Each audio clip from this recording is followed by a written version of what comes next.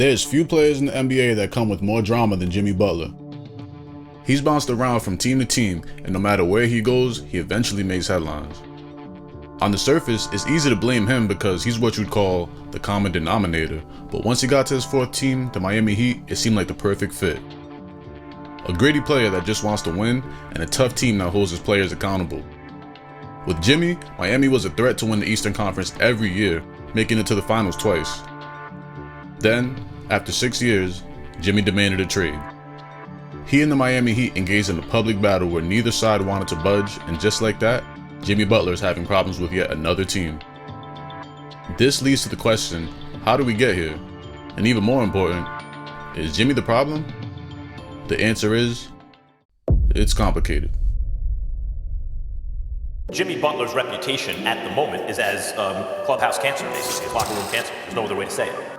Jimmy, my brother for life. Real Jimmy. Shit, I swear. Real. But this is Jimmy. When Jimmy's unhappy, when Jimmy doesn't get paid, and feel like he need to be paid, that's what he do. You know, he's gonna go crazy. He's gonna talk. He's gonna make sure it's a media frenzy around him. Hey man, that's dog.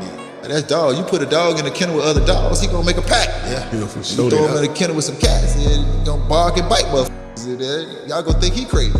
He ain't crazy, he just being himself. I didn't agree with what he was doing. You under contract. You a baby. You know, you a crybaby because they said no to you. Like, we knew Jimmy was an asshole at the end of the day. We all know that. You are a cancer to the business, not to the team. We know you can hoop. We know you can play. I remember Jimmy's a self-made superstar. Like, these motherfuckers think I'm an asshole anyways. Let me be quiet. And I'm gonna tell you the coldest part, and I don't know if Jimmy said this. I think he had his Rolex on while he was killing everybody. Jimmy, I don't even know where to start. Jimmy Butler started out as an unranked high school player from Houston, Texas. Coming out of high school, since he had no college offers, he went to play basketball at Tyler Junior College in Tyler, Texas. As a freshman, he averaged 18 points and 17 rebounds, which got him noticed by a few Division I programs. He would receive an athletic scholarship to go to Marquette University, where he was mostly on the bench as a sophomore. His junior and senior years, he became one of the best players on his team, which led to him getting drafted 30th overall in the 2011 NBA draft by the Chicago Bulls, who were coming off of having the best record in the league.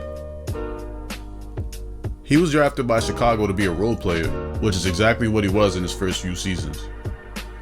He started out mostly developing on the bench, learning from the Bulls core of Derrick Rose, Joakim Noah, Carlos Boozer, and Luol Deng. He showed great instincts on the floor, being a solid cutter and was good for mid-range and was a terrific defender, which helped him get more playing time year by year, and by his third season, he led the league in minutes per game and was named to the NBA All-Defensive Second Team. His style of play was perfect for Coach Tom Thibodeau's system. In the 2014-15 season, Jimmy's fourth in the league, as the Bulls began to break up the core that was there when he was drafted, Jimmy expanded his game and became more of a scorer, averaging career highs with 20 points, 5.8 rebounds, and 3.3 assists. He would make his first All-Star team and win the Most Improved Player award. That summer, Butler signed a 5-year, $95 million extension, which included a player option for the 5th year. This new contract solidified his position as a star of the team going forward. In his new role as a star of the team, he immediately began criticizing teammates. Going into the next season, former MVP Derrick Rose fractured his orbital bone in practice right before the season started, which led to a report coming out that Jimmy wasn't happy with Rose's work ethic, feeling like as the face of the franchise, he should be working harder in practice. Years later, Rose would write a book, and he would express his frustration with Butler while they were in Chicago, saying that Jimmy prevented the team from playing as a cohesive unit. He mentioned that Jimmy didn't stay in the locker room with the team and would even dress with the coaches. He also mentioned that Jimmy and Joakim Noah used to go at it a lot. Jimmy agreed that the team wasn't unified, but his take was that everybody was on a different page and everybody on the team had talent, but they all wanted to show how good they can be. Now, with Tom Thibodeau going at head coach, there was nobody around that could improve this team's camaraderie, and in 2016, the Bulls would end up trading Rose and Noah to the New York Knicks. As for Jimmy Butler the individual, he would make a few more All-Star games and even won the gold medal in the 2016 Olympics, and at this point, it's safe to call him not only the star of the team, but a star in the whole NBA. but Jimmy Butler, the teammate, was beginning to get a little bit of a reputation. On January 25th, 2017, the Bulls would lose a close game to the Hawks in Chicago. Jimmy Butler and Dwayne Wade would score 73 of the team's 114 points, and they were not happy. Wade would tell the media afterwards that he doesn't think that his team cares enough. Jimmy followed up on what Wade said and added that his team didn't play hard all the time, and he wants to play with guys that care, and guys that play hard, and guys that want to win games. Butler's comments would get him fined by the team and held out of the starting lineup in the next game, which was against none other than the Miami Heat.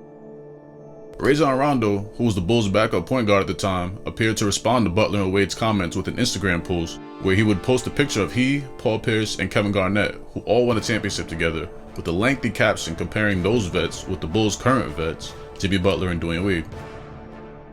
The caption would mention a number of things, but most noticeably, he said that his vets would never go to the media, that they would come to the team, and that they didn't care about their numbers because they played for the team.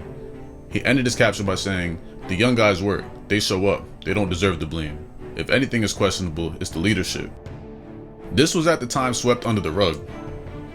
Little did we know, this would be the beginning of a pattern.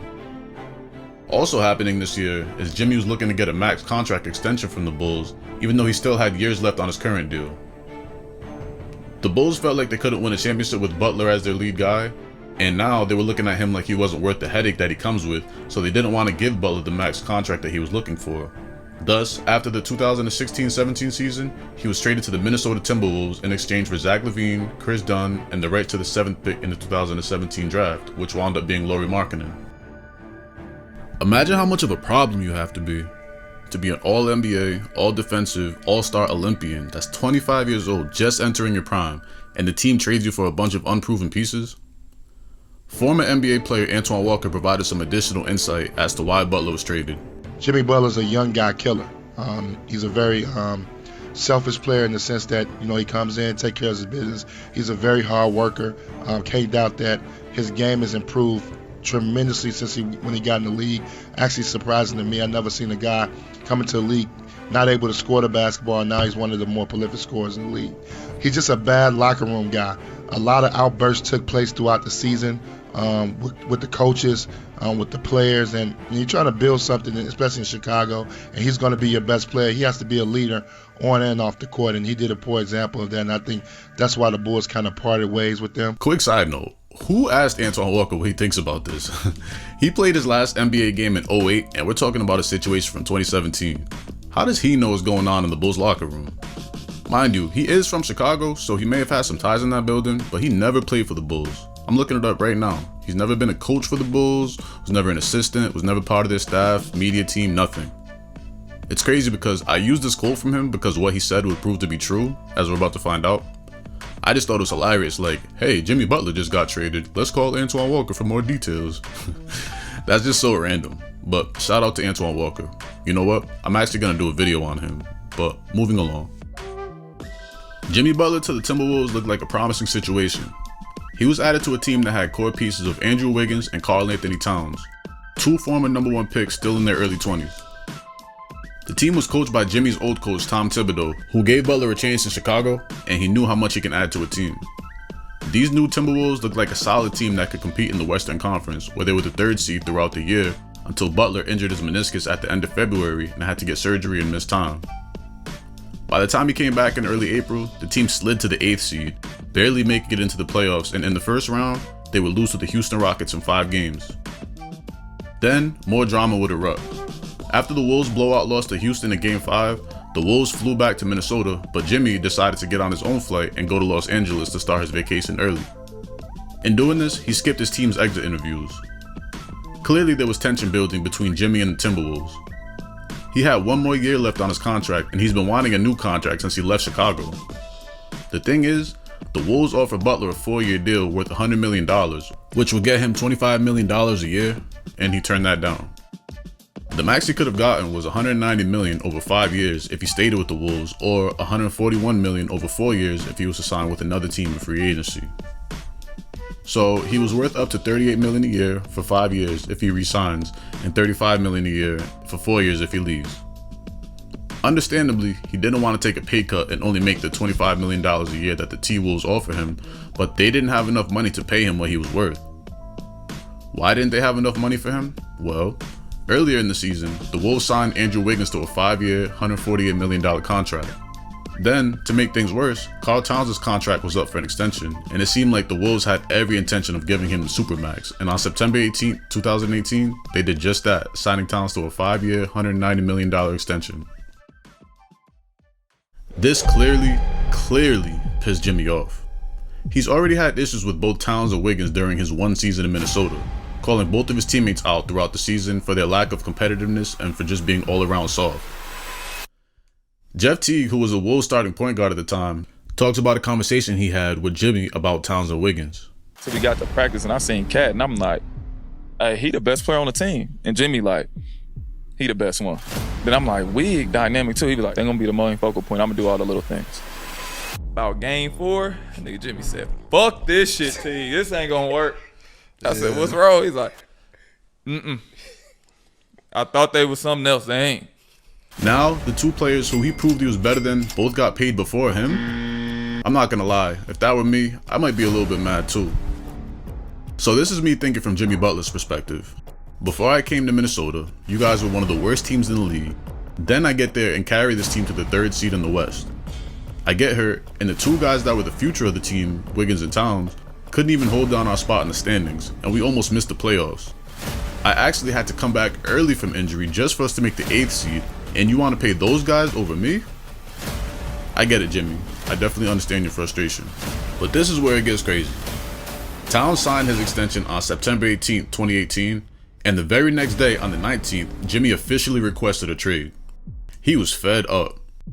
Shams Charania broke the news of the trade request in a tweet, and Andrew Wiggins' brother, Nick Wiggins, retweeted Shams' tweet and added hallelujah to the post, which all but confirmed the rumors that Wiggins and Butler had a strained relationship. Jimmy responded to Wiggins' tweet with the Instagram post of his own.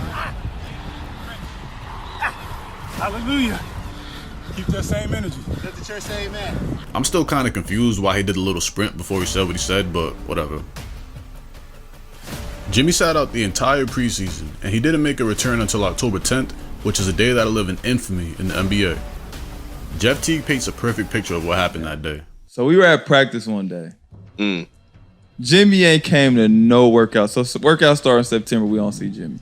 Nobody's talking to Jimmy. Jimmy, we haven't seen Jimmy. Jimmy's my guy. It's my dog. Jimmy decides to show up. We start training camp. He comes 3 days after training camp start. He comes in. Tibbs, he has his little thing he does. When he gets excited, his hands shake.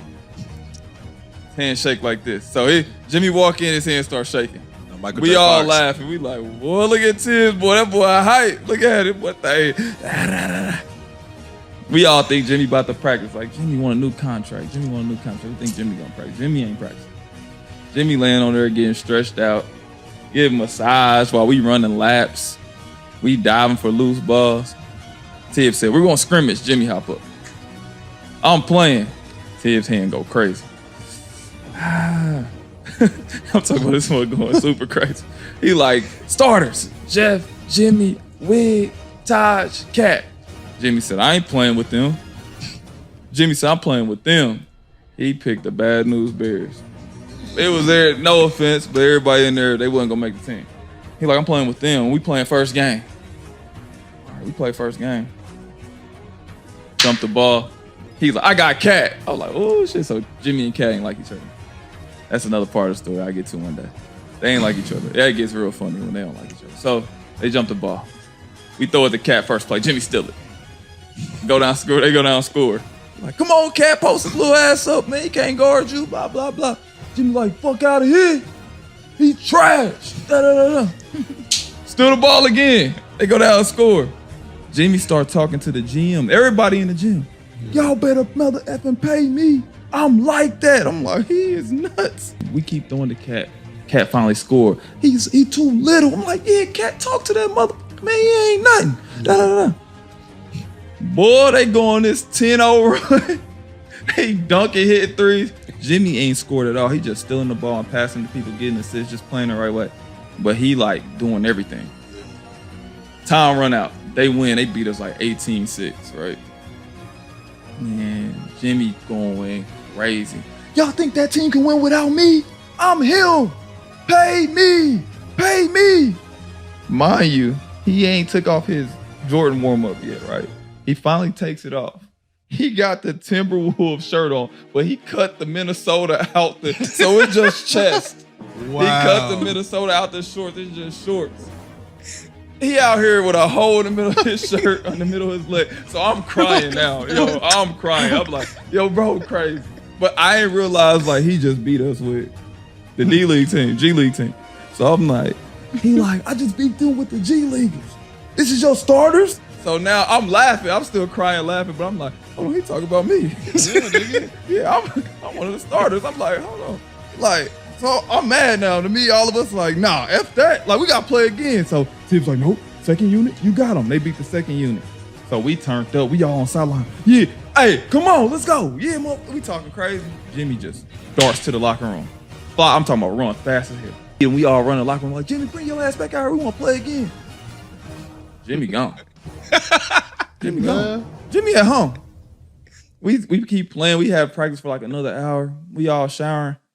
We go in the locker room. ESPN pop up. You know what time it is? Rachel Nichols and Jimmy Butler on TV.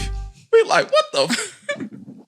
He like, yeah, I just killed them at practice and I think they all good players. We like, what? Hold on. That you were loud, emotional, passionate, we like to say, targeting Coach Tom Thibodeau, teammates like Karl Anthony Towns and Andrew Wiggins, that you told GM Scott Layton, quote, you effing need me. How would you describe what happened today? A lot of it's true. The whole thing is, I just want to be appreciated. That's it. Okay. It's not about anything else. Not even, right, it's not about money. So tell me what it's about. It's about like saying, we need you. We want you here. We can't do this without you. And that was the disconnect all year long. So in one breath, he's saying it's not about the money and he just wants to feel appreciated. But he's in practice screaming at the GMs telling them to pay him. According to the Wolves, they were gonna pay him. They just couldn't in that moment due to cap space. Again, I think the real issue is the fact that Towns and Wiggins got paid first. I think if just one of them got paid first, it would have been okay, but the fact that they both got paid and left no more money for Jimmy to get paid is what set him over the edge, where he was like, alright, just trade me then, since they're more important. Another reason I think Jimmy didn't want to wait until next year is, he was just coming off of meniscus surgery the year before, and he had wrist surgery in the summer. He was 29 years old, and he didn't want to risk getting injured again before he got his new contract. Now this whole situation was a complete mess. What was an internal situation was now the most talked about drama in the NBA at the time. Jimmy definitely made a statement, but at what cost? The team chemistry was now gone, and there was no way Jimmy could finish the season in Minnesota. Coach Tom Thibodeau, who was Jimmy's guy, tried to convince Jimmy to stay, but he told them, if you can't pay me now, then trade me. And 13 games into the season, on November 10th, 2018, Butler was traded to the Philadelphia 76ers in exchange for Jared Bayless, Robert Covington, Dario Saric, and a 2022 second-round pick. Jimmy came to the Sixers early in the 2018-19 season and made an immediate impact, which wasn't a surprise to anybody. He would join Joel Embiid and Ben Simmons, and together they were a force in the Eastern Conference as he went on to average 18 points, 5 rebounds, and 4 assists. At this point, Jimmy has a reputation for being a, quote, bad teammate, and he was well aware of it. The thing about the NBA, and really just life in general, is once you get a reputation for doing something, people are constantly looking for confirmation bias, and it's hard to shake that reputation. It was bad enough that stars Joel Embiid and Ben Simmons were already rumored to have tension. Now, adding Butler had everybody wondering, not if, but when the team would start having drama. During the season, Coach Brett Brown held a meeting with a few of the players, and afterwards, news got out that Jimmy, quote, aggressively challenged Coach Brett Brown, and some witnesses considered what he said to be disrespectful. Coach Brett Brown denied that what Jimmy said was aggressive, and in an interview between JJ Redick and Butler, JJ said himself that he didn't think what Jimmy said was bad at all, but because of his reputation, people are just waiting for Jimmy to explode. Nothing you said about the team was wrong. I thought your interaction with Brett that day was like a normal interaction. I don't know why it got reported the way it did. Because it was me. Yeah, because you were coming off whatever happened in Chicago, whatever happened in Minnesota. Yeah, I get it. Jimmy was actually so aware of this that at first he said he didn't even want to speak out against anything on the team, but eventually he couldn't help himself. These motherfuckers think I'm an asshole anyways. Let me be quiet. No team, good or bad, goes through the season without any type of conflict, and this situation with the Sixers honestly sounds pretty standard. All in all, the Sixers finished the year as a 3 seed in the East, and they looked like an actual championship contender. And then, Game 7 of the conference semifinals came, where the Sixers would play Toronto Raptors in Toronto, and one of the biggest shots in NBA history would fall. Kawhi up top, looks at the clock, turns the corner for the win! Got it! Kawhi Leonard! This shot would eliminate the Sixers from the playoffs. Now, it was time for the 2019 offseason where, remember, Jimmy's looking for a new contract. While Jimmy may have been worth a max deal, Ben Simmons was also up for a contract extension. To add to that, during this past year, in the middle of the season, the Sixers traded to add Tobias Harris to the team, and he was also up for a contract extension. And with Embiid already on a max deal, the Sixers couldn't sign Ben, Tobias, and Jimmy. Philly obviously re-signed Simmons, who was still an all-star caliber player at that time at least, but they also interestingly chose to sign Tobias Harris to a 5-year, $180 million deal, which left Jimmy to be the odd man out. This time, it seemed like he didn't care as much about this as he did when it happened in Minnesota, because word got back to him that some people in the Sixers front office were worried about whether or not they can control Jimmy, who was a grown man by the way, and the idea of that just turned Jimmy off. He knew it was time to get out of Philly. But the fact that you trying to control a grown man, nah, I'm cool. You ain't gotta worry about me coming. I'm not. On July 6, 2019, Jimmy Butler signed with the Miami Heat via a sign-and trade with the Sixers in a 4-team deal. The deal was for 4 years and worth $142 million. A lot of people at the time felt like Jimmy wasn't worth this much money and that Miami overpaid for him. But for Jimmy, this was the beginning of something good. All he ever wanted, as stated multiple times, was just to win. With Pat Riley as president, the Miami Heat always prioritized winning culture, also known as Heat culture, holding their players accountable by having a mandatory body fat limit of under 10% and having a well-known emphasis on conditioning during the season. This was a match made in heaven for Butler. He would finish the year averaging almost 20 points, 6 rebounds, and 6 assists a game, leading a young Miami Heat team to the 5th seed in the East before the season was shut down due to the pandemic. When basketball began again, it was time for the playoffs, and Miami only lost 3 games on their way to the finals, beating the Pacers, Bucks, then the Celtics. They would face the Lakers in the finals, and Miami was clearly overmatched, going against LeBron, Anthony Davis, and 2 7-footers, JaVale McGee and Dwight Howard. Still, Miami put up a fight, especially Butler, who in Game 3 scored 40 points, 11 rebounds, and 13 assists, becoming the 3rd player ever to have a 40-point triple-double in the finals, leading his team to the win. Then, in another win in Game 5, Butler had 35 points, 12 rebounds, 11 assists, and 5 steals. In the end, Jimmy and the Heat did all they could do against the Lakers, but it wasn't enough, and Miami couldn't win more than those 2 games. You could just see how exhausted Jimmy was. After all, he led the team in points, rebounds, assists, steals, and blocks. The Lakers would win the finals in 6 games and send Miami home. Although he couldn't carry his team to the championship, the narrative around Jimmy started to change. People started to realize that maybe he was right all along. Maybe those guys on the Timberwolves were soft, and maybe the Bulls just didn't care about winning as much as he did. I mean, look, as soon as he went to a team that held their players accountable and wanted to win as much as he did, they went right to the finals, first year. The next year, in the 2020-21 season, Jimmy averaged 21, almost 7 rebounds and 7 assists, and led the league in steals with 2.1, on the way to being named to the All-NBA 3rd team, but he couldn't get his team any playoff wins, with them being swept in the first round by the Milwaukee Bucks, who would be the eventual champions. Jimmy's efforts didn't go unnoticed, and on August 7, 2021, team president Pat Riley signed the now 31-year-old Butler to a 4-year, $184 million deal, with the player option for the 25-26 season that would be worth $51 million for that year. With this new contract, Jimmy felt comfortable in Miami and can now just focus on winning, and during the following season, the Miami Heat finished as the #1 seed in the East. In the 2022 playoffs, Jimmy averaged 27 on the way to beating the Hawks in 5 games, then his former team the Sixers in 6 games, where after the win, he was heard taking a shot at them for picking Tobias Harris over him. Tobias Harris over me? Next was the conference finals. They played the Celtics, and then they went to Game 7 where Miami was down by 13 and they stormed back, going on an 11-0 run in the last 3 minutes when Jimmy got a chance to end the game going for this big three-pointer. For the lead! Loose and Horford. Now, I watched this game live and I remember thinking, why didn't he just go to the basket? I still don't understand it. He had Al Horford on him, who's a good defender, don't get me wrong, even at that age that he was here. But he was the only person that he had to beat, and I would put my money on Jimmy being able to get to the rim on Al Horford.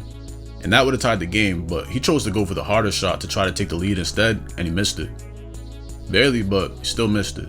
And Miami's season ended there. Miami came back the next season hoping they could repeat the success that they had last year, but it didn't look good early on, going from the 1st seed the year before all the way down to the 8th seed. In the first round against the top seeded Bucks, Jimmy caught fire, scoring 35 in Game 1, 56 in Game 4, and 42 in Game 5, as Miami would upset the Bucks in 5 games, and the nickname Playoff Jimmy was beginning to pick up some steam. The next round, they would upset the Knicks in 6 games, and next was the Celtics for a rematch of last year's Eastern Conference Finals. Everyone thought Miami's luck was about to run out. At this point, Miami's leading scorer Tyler Hero was out, and Miami got hit with 4 undrafted players playing the bulk of the minutes, with Max Strus, Caleb Martin, Duncan Robinson, and Gabe Vincent. Then, to everybody's surprise, the Heat won Game 1. Then they won Game 2. Then they won Game 3. Nobody could believe it. They were basically in the finals already. No team has ever come back to win a series after being down 3-0, so the Celtics had almost no chance. The Celtics actually came back and won the next 3 games to tie the series, almost losing Game 6 until Derek White came up with the ultimate hustle play with the putback to beat the clock and to win the game. For the 7th game, command and tipped in, but the buzzer sounded, the light was on, it'll be reviewed. But Miami would blow out the Celtics in Game 7, and we're back in the finals for the 2nd time in 4 years, this time to face the Denver Nuggets. Unfortunately, they were no match for the size that Denver had, and their magical playoff run came to an end, losing to the Nuggets in 5 games. If you're keeping track, you realize that so far in the 4 years since Jimmy signed to the Heat, they've made it to the Eastern Conference Finals 3 times and to the Finals twice, and that's with much less star power than every top team in the league has had. We see that Jimmy could carry Miami deep in the playoffs, but it did appear as though maybe they needed to make a move for one more piece to get over the hump. During the offseason, Dame Lillard requested a trade from the Portland Trail Blazers, and number 1 on his list of trade destinations was the Miami Heat, so he could team up with Jimmy Butler to get a ring. To be honest, Miami was the only team Dame wanted to go to the point where Dame's agent was trying to convince other teams to not trade for Dame, saying, if you trade for Dame, you're trading for an unhappy player. You know, I do think he wanted to go to Miami to win a championship, I really do. But he was also going through a divorce at the time. And what better place is there for a newly single NBA player to live other than Miami? Just saying. Miami was putting packages together to offer Portland, but each offer centered around guard Tyler Hero, but Portland already had their young guards in Anthony Simons, Shaedon Sharpe, and Scoot Henderson, so they weren't impressed with what Miami had to give. Eventually, Dame was traded to the Milwaukee Bucks. He didn't say anything at the time, but there's no way Jimmy could have been happy with this. He had a star ready to come to Miami, but instead he ended up going to the Bucks, so now one of his conference rivals is getting better while his team is staying exactly the same. To make matters worse, Dame going to the Bucks sent point guard Jrue Holiday to the Blazers, and just days later, the Celtics traded to get Jrue Holiday, and this was on top of them trading to get Kristaps Porzingis a few months earlier. So now the Celtics have just gotten much better, and all Jimmy could do was watch while Miami's major moves that summer was signing Josh Richardson, Thomas Bryant, and the 34-year-old Kevin Love.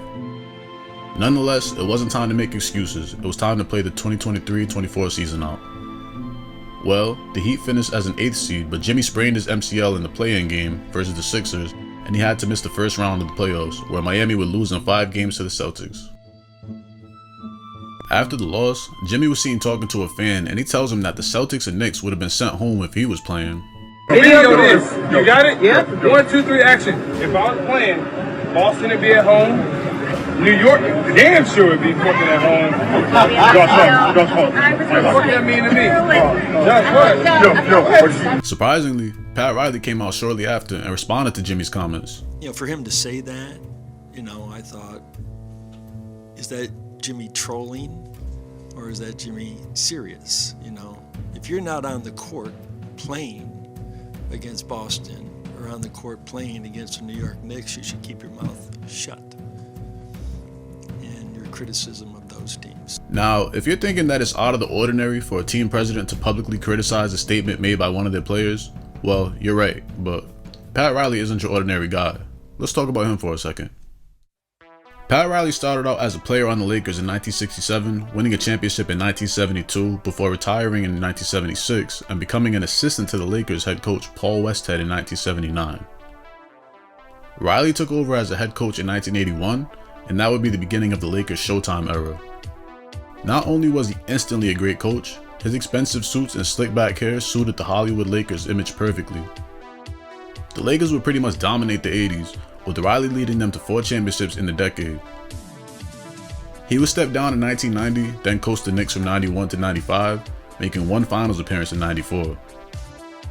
1995 is when he became head coach and president of Miami Heat, taking over complete control of all basketball operations. After the 02-03 season, Riley hired his longtime assistant Stan Van Gundy to take over as head coach of the team, and this same offseason he drafted Dwayne Wade. The next year, Riley would trade to get Shaquille O'Neal on the team. The goal was clearly to win a championship. In 05, after O'Neal and Van Gundy were having their differences, Pat Riley took back over his duties as head coach, and that same season, Miami would win their first ever championship, this being Riley's 5th championship as a head coach. Riley would again step down as head coach in 2008, keeping his president duties and hiring the young Eric Spoelstra as a new head coach. Spoelstra would coach the team to back-to-back first-round playoff losses before the summer of 2010, when Pat Riley would make some of the biggest moves in sports history. The Heat would acquire LeBron James and Chris Bosh to pair with Dwayne Wade and right away become the best team in the NBA.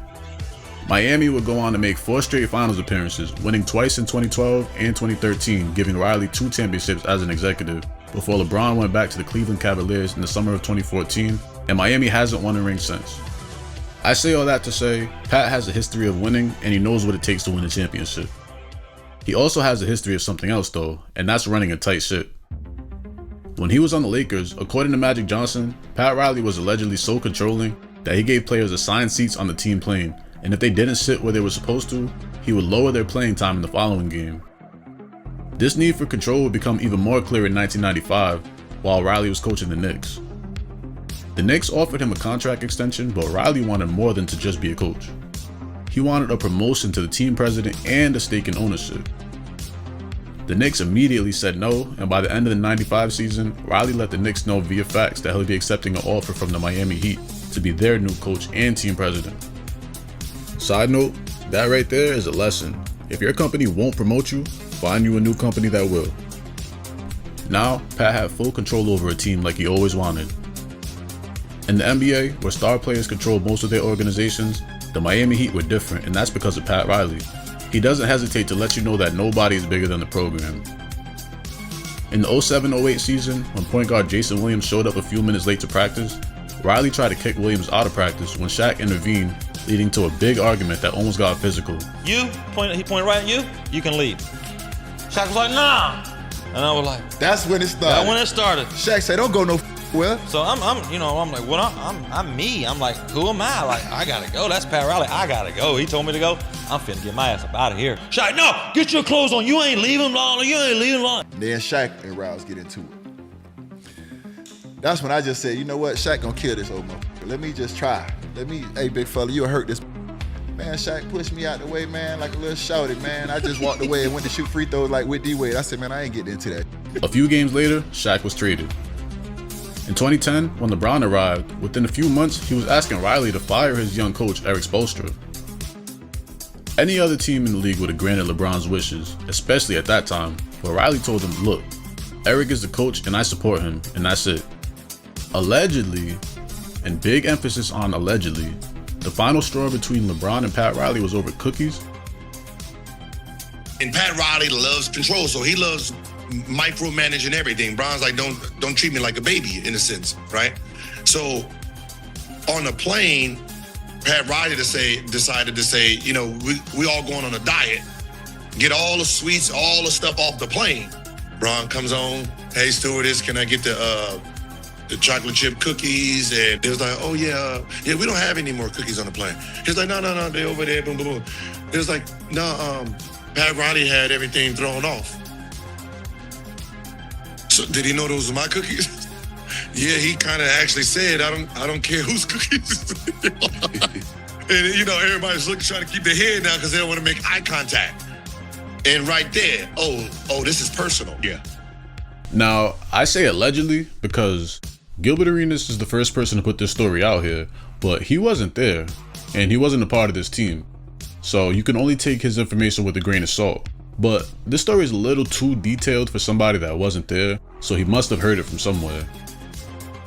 Well, later on, this story would be confirmed by Dwayne Wade and none other than LeBron James himself.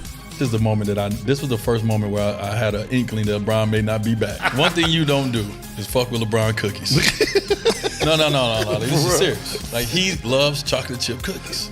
Everyone knows I love chocolate chip cookies. It's like my biggest vice. We get on the plane and we play cards at the front of the plane. We play cards, and then at some point, Bron gonna be like, "Hey, bring me those cookies."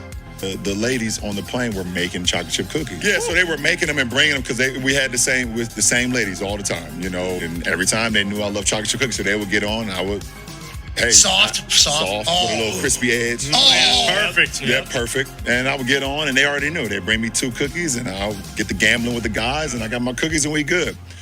And this one day, he was like, "Hey, where my cookies at?" And I looked at them, and they looked at me, and I'm like, "Oh, that look didn't look familiar." And they had to come up there and whisper in his ear and tell him there were no more cookies on the plane. Yeah.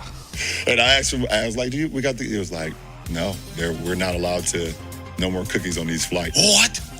And we all know where it came from. I looked at D-Wade. D-Wade looked at me. He was like, basically, without even saying, he was like, "Fucking Rouse done it again." Rouse strikes again. I was like, damn. That motherfucker sat back away from the game. He pushed that cards back. He sat there quiet, doing his head like this. I was looking, I'm like, he ain't play cards no more. He sat there like this.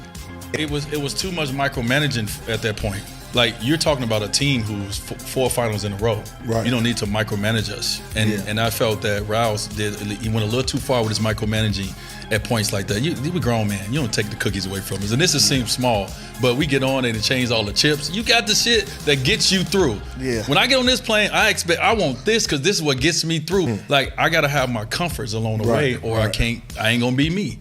Rouse take all them comforts away when he hot. To take it a step further, I actually think LeBron was going to leave Miami regardless of what happened. He saw what they were building over there in Cleveland, he saw the assets that they had, and knew that he had a shot at more rings versus staying with Wade, who was aging and his body was breaking down. Riley did, however, make some interesting comments a few weeks before LeBron was set to become a free agent in 2014. This stuff is hard. And you got to stay together if you got the guts, and you don't find the first door and run out of it if you have an opportunity. Whoa, okay. You know, everybody handles things differently, but me personally, I don't know if challenging a player's toughness or guts, as he said, is the best recruitment method, but this is how Pat did things. And a few weeks later, LeBron left the Heat to sign with the Cleveland Cavaliers. 2 years later, in the summer of 2016, Dwayne Wade, who had been a staple for the Miami Heat for the past 13 years, was coming up for free agency. He obviously wanted to stay in Miami, but at now 34 years old with a lengthy injury history, Riley wasn't sure if Wade was worth the max contract that he was looking for.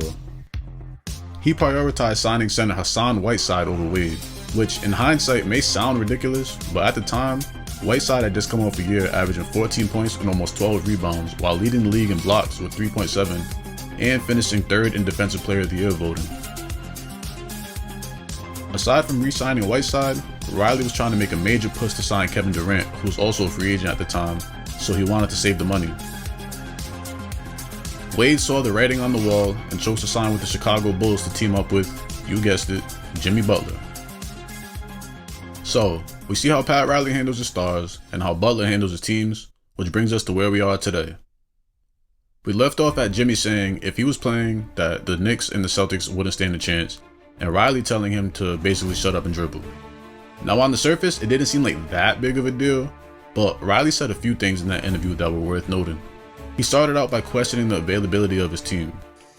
You know, you take a look at all the young, sort of up and coming, they haven't tasted it yet, OKC, Minnesota, Indiana, Boston with their new group. Orlando, et cetera, for some reason these guys are playing 70 to 80 games. It's a feeling more than anything else. But that's definitely a deep dive for us this summer into player availability. But so we have to change some things.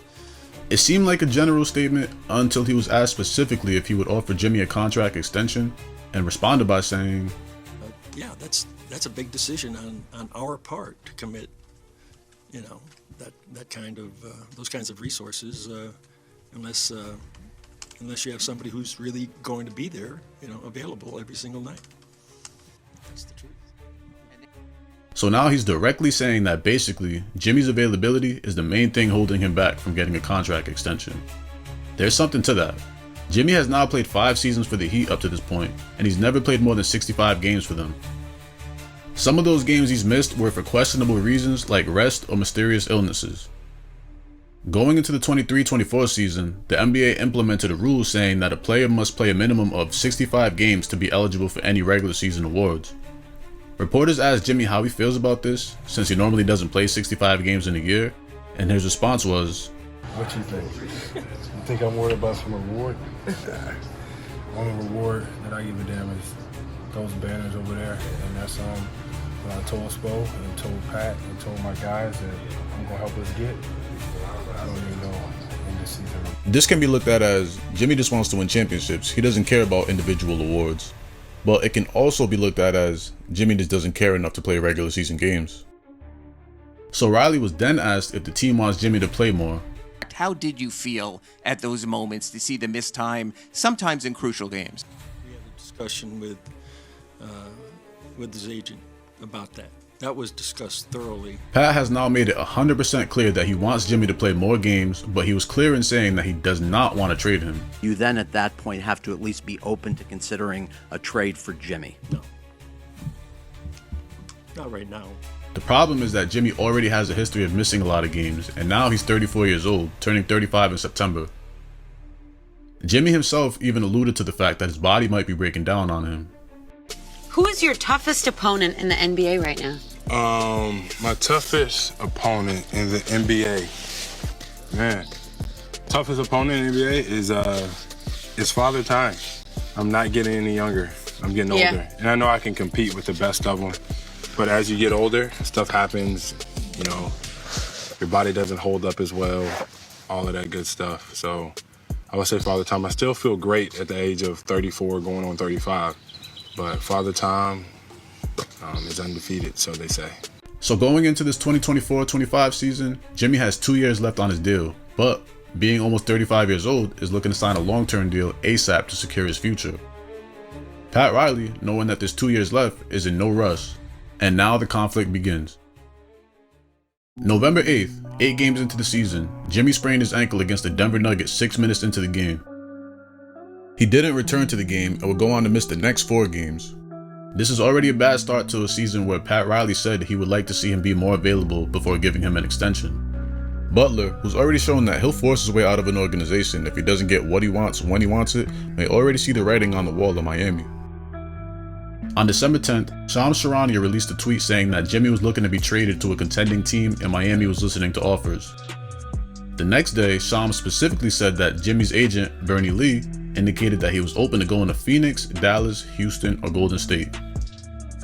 Bernie commented on Shams' tweets, going on a little mini rant saying that he's been giving Shams a pass for reporting, quote, made up BS, and that all this news was all fabricated. Ever since Adrian Wojnarowski, better known as Woj, retired from sports media, Shams has been the #1 go-to guy for all NBA news. But now we have Bernie Lee saying that news that Shams put out directly involving him and his client Jimmy Butler is a lie. This had everybody questioning Shams' credibility. Shams didn't reply at all on Twitter, but the next day he got on ESPN and doubled down.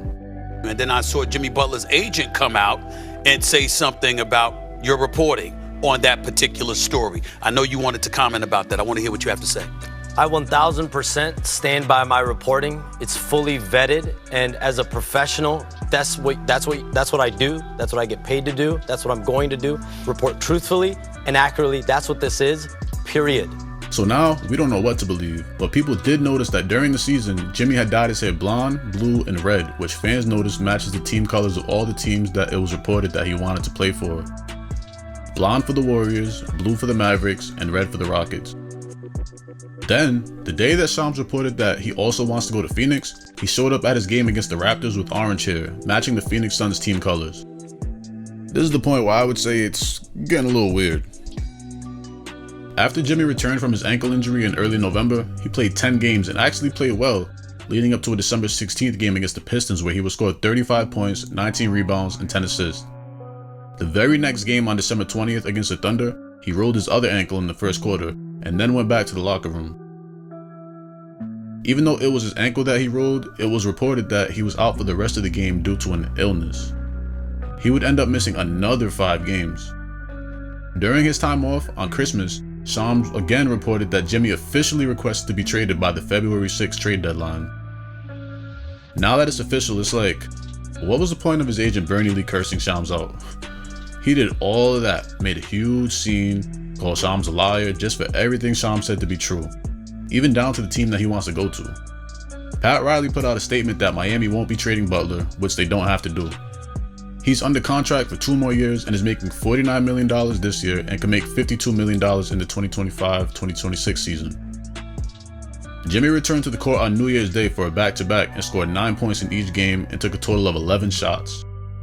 People were starting to question his effort on the court. After the second game, in a loss to Indiana, Butler was interviewed post-game and it gave us insight to how he was thinking. The reporter started off by questioning his focus on the court.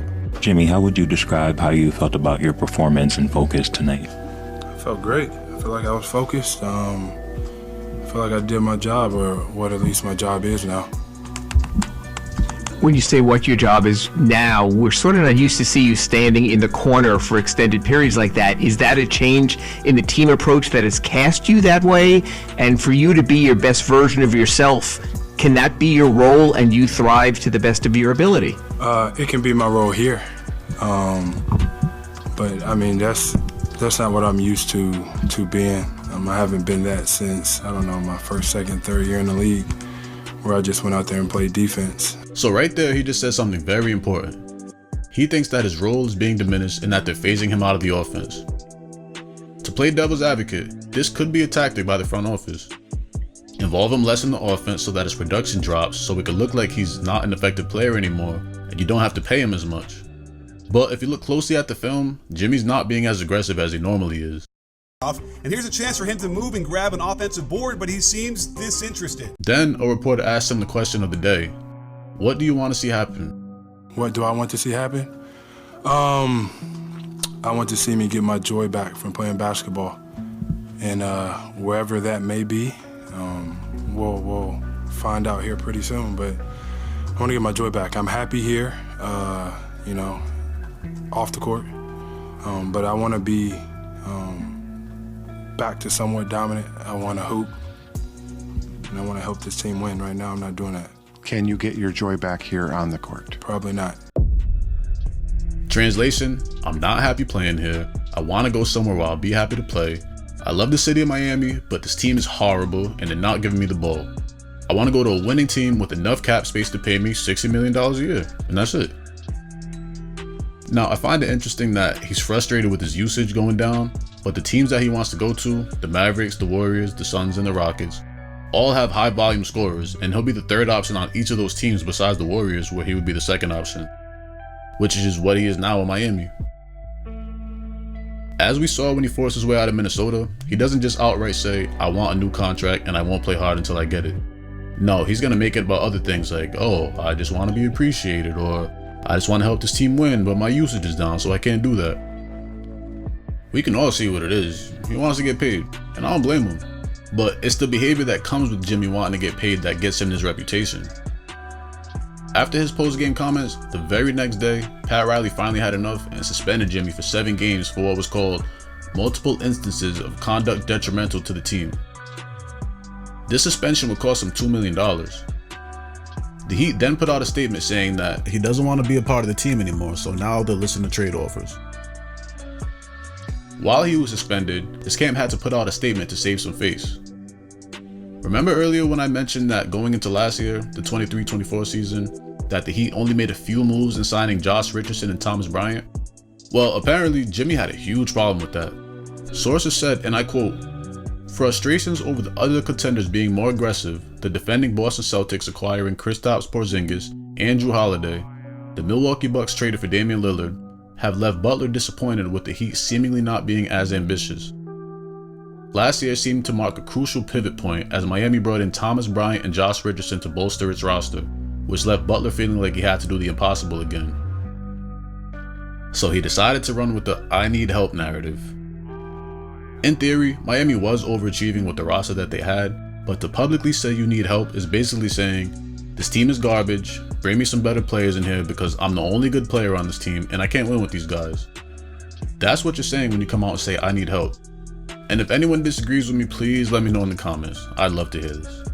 Not only that, but he threw specific players under the bus with Josh Richardson and Thomas Bryant. Miami didn't even have the cap space to sign a max player. Was it because Jimmy wanted $50 million a year? Who knows. But Richardson and Bryant were on minimum deals, and to throw them under the bus was a new low even for Jimmy. Then, while he was at his coffee shop, he appeared to troll Pat Riley in this video. This is our best guy right here. See that? See that? I gave you a compliment.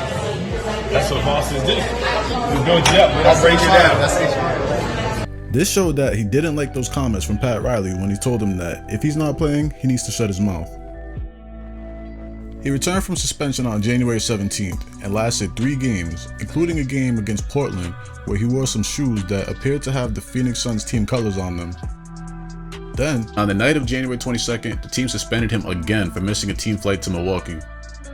Reports say that Jimmy had the team waiting for him for hours before finally letting them know he was going to take his own plane there. This time, he was suspended for 2 games. He was set to come back January 27th against the Orlando Magic, but in the morning practice, he was told that Haywood Highsmith would be starting in his place, and he just walked out of practice, which led to, you guessed it, Jimmy getting suspended again, this time indefinitely. The trade deadline was set for February 6th, and the teams around the league were making moves, but Miami still didn't trade Butler. The issue was that he seemingly only wanted to go to the Suns, but the one player that they wanted to give up, Bradley Beal, had a no-trade clause in his contract. The Bucks and the Grizzlies showed interest, but Jimmy said he didn't want to go to either team. Then, on the afternoon of February 6th, news came out that Jimmy Butler was traded to the Golden State Warriors in a multi-team deal, and Miami would get back Jimmy's old friend, Andrew Wiggins. Right after he was traded, it was also reported that he signed a 2-year extension with the Warriors for 2 years and $121 million. Jimmy was able to get exactly what he wanted, and that was a new contract. At the time of the trade, the Warriors were just outside of the Western Conference playoff race. All year they were looking to add another star to their roster to pair with Steph Curry, and now they found one with Jimmy Butler. This pair can actually work well because Jimmy is a player that doesn't need the ball in his hands to be effective, and is great at cutting, which is key for the Warriors' offense. His toughness is something that they didn't really have much of aside from Draymond Green, even when they were winning multiple championships. People are worried about if Jimmy will clash with Draymond or Coach Steve Kerr, but if we've learned anything, it's that Jimmy's usually on his best behavior once he gets what he wants. It's when contract year comes that you have to worry, or when the team starts losing. I also think Draymond is the type he really only clashes with weaker players, so I don't see him pulling any stunts like that with Jimmy.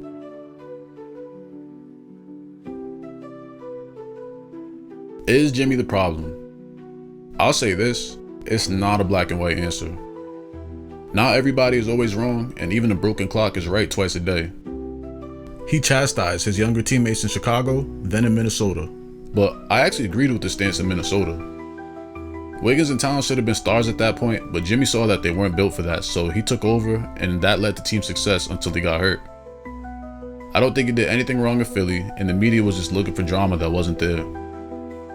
The Miami situation was messy, and it was an instance of 2 hard-headed people butting heads, Pat Riley and Jimmy Butler.